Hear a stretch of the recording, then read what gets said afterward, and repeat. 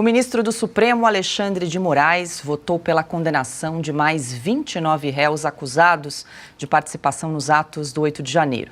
Primeiro a votar, Moraes sugere penas entre 14 e 17 anos de prisão. Caso sejam condenados, os réus ainda terão de pagar indenização por danos morais coletivos no valor mínimo de 30 milhões de reais, quantia que será dividida entre todos os sentenciados do 8 de janeiro. Bom, Ana, lembrando aqui, para quem nos acompanha, que os ministros do STF têm então até o dia 5 de fevereiro para depositar os votos no plenário virtual. Paula, olha, sinceramente, eu acho que nós nem sabemos mais o que dizer sobre esse monstro jurídico do 8 de janeiro, né, porque nós acabamos caindo na repetição, né? O ministro Alexandre de Moraes, ele julgou um por um, ou foi em lote, mais uma vez, né, 29 réus do 8 de janeiro. Desses 29 réus, houve a individualização da pena. Cada advogado teve a sua sustentação oral protegida pela Constituição respeitada. Ou seja, nós vamos cair no mesmo. E o pior disso tudo é que agora o Senado, com a ajuda, sim, de alguns senadores de oposição completamente despreparados em performances pífias na sabatina de quarta-feira, nós vamos mandar mais um político, como o Alexandre de Moraes vem demonstrado ser, para o Supremo Tribunal Federal. Então, será que em algum momento a OAB vai acordar de vez, né? Os isentões vão acordar de vez, os vendedores de cursos sobre conservadorismo, liberalismo, sobre misses, etc., etc., vão acordar para as atrocidades que a nação vem vendo, vem testemunhando. Mas são réus que são bolsonaristas, e mais uma vez aqui o disclaimer que nós sempre fazemos, que sejam punidos os vândalos, os arruaceiros, os baderneiros, os criminosos, mas 14, 15, 16 anos por vandalismo, por arruaça, por baderna, é isso que está escrito na lei, 14 a 17 anos? Por que agora pararam de chamar essa gente de terrorista? Porque morreu, um deles morreu, o Clériston da Cunha, e não um cidadão brasileiro, morreu, e como o Augusto muito bem coloca, este cadáver não vai sair da porta do Supremo Tribunal Federal? Então, Paula, a sensação que temos é que nós aqui na Revista Oeste, todos os dias, parece que é uma notícia que foi copiada e colada de um mês atrás. E é nova essa notícia. Moraes vota para condenar mais 29 réus do 8 de janeiro. Parece que já falamos disso há 2 semanas, há um mês, há 2, há 3. Ou seja, quando essa insanidade vai acabar? Eu também tenho a mesma sensação de todo dia aqui praticamente estar repetindo as mesmas notícias. É triste, né? Muito triste. Silvio?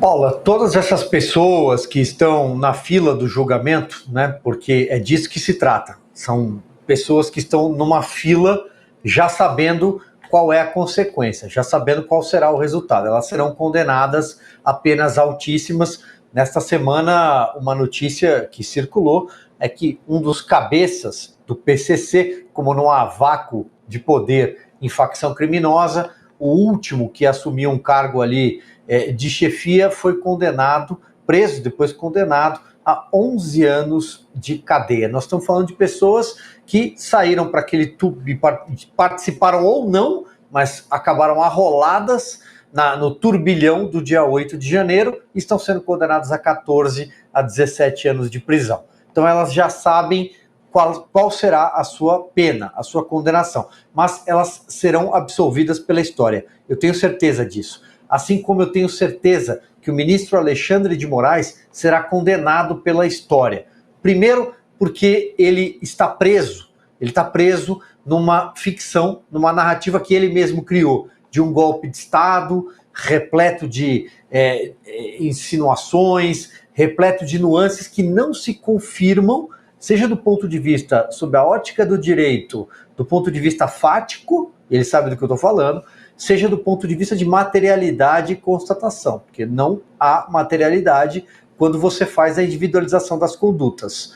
Parca foi feita de forma muito mal feita, muito ruim, mas as pessoas que tiveram a sua conduta individualizada, tipificada, elas não se enquadram nos crimes em que estão sendo condenadas. Isso é óbvio. E aí ele entrou naquela questão do crime de turba. Você estava lá, portanto você merece passar 10, 15 anos na cadeia, mas aí veja bem, há alguma imagem provando que eu joguei uma pedra, que eu cometi algum crime, uma pichação, que eu derrubei um relógio, que eu sentei na cadeira de alguém que ilustre que eu não poderia ter sentado, ou aliás eu não poderia estar naquele plenário? Temos materialidade para constatar isso? Porque se tiver, sim, essa pessoa tem imputação criminal no Código de Processo Penal, e para isso a gente tem o devido processo legal, que vem sendo atropelado de cima para baixo desde o primeiro dia nesse processo. Então, eu tenho certeza que a história condenará o ministro Alexandre de Moraes por tudo isso.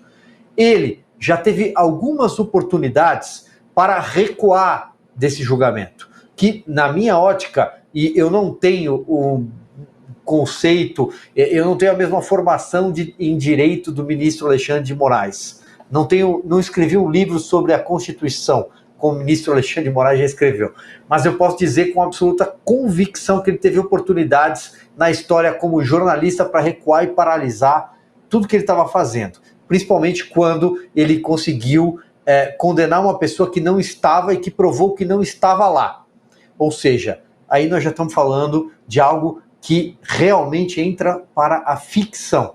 E ainda assim, ele retirou esse trecho e manteve a condenação. Por quê? Porque ele está preso numa bolha que ele mesmo criou. A ficção de um golpe que nunca aconteceu. O que vai acontecer nos próximos anos, e é claro, essas pessoas vão pagar e muito caro. Um preço que tudo na vida tem volta. Tudo na vida a gente dá um jeito. Mas a perda do tempo, quando alguém rouba o tempo da gente, para um pai, para uma mãe, para um avô, para uma avó, deixar de participar da vida, o tempo na cadeia ele não tem volta, não tem preço. Ele é uma lacuna. Então, essas pessoas vão pagar isso, por isso. Mas, lá na frente, o ministro Alexandre de Moraes será desmoralizado por não ter interrompido imediatamente este julgamento, não ter recuado, não ter ouvido o seu colega na esplanada dos ministérios, ele é ministro do Supremo, mas ministro da Defesa, José Múcio Monteiro, que disse, olha, aquilo foi uma baderna, um tumulto, há crimes previstos, aquelas pessoas podem ser imputadas neles. Mas vamos parar por aqui? Vamos parar com esse negócio de golpe? Isso não aconteceu. Isso vai cair no anedotário. A história do golpe do dia 8 de janeiro não resiste mais há muito tempo. Então é o tempo quem vai julgar tudo isso, e eu peço desculpa por ter me alongado, Paulo. Carlos, você lembrou aqui da entrevista que Alexandre de Moraes concedeu à Folha nessa terça-feira, nós repercutimos aqui em Oeste Sem Filtro, né, entre várias coisas. O repórter perguntou a Alexandre de Moraes se ele fazia um meia-culpa, se ele assumia algum erro, né, em relação a esses processos, né? Ele disse que estava tudo caminhando dentro, a conduta dele estava dentro dos parâmetros constitucionais. Não, mas acho que só para terminar aquilo que a Ana e o Silvio já falaram, só para a gente relembrar, entrevista de 3 dias atrás, última pergunta foi, abre aspas, e o inquérito das fake news, tem alguma previsão de, enfim, concluí-lo? E a resposta do ministro foi, ele vai ser concluído quando terminar. Agora, em um país normal, só por uma resposta dessa seria razão para um pedido de impeachment, porque isso aqui é um abuso do direito ipse literis, seja autodeclarado por um ministro do Supremo Tribunal Federal. Vai ser concluído quando terminar, ou seja, quem manda sou eu decido quando isso vai acabar.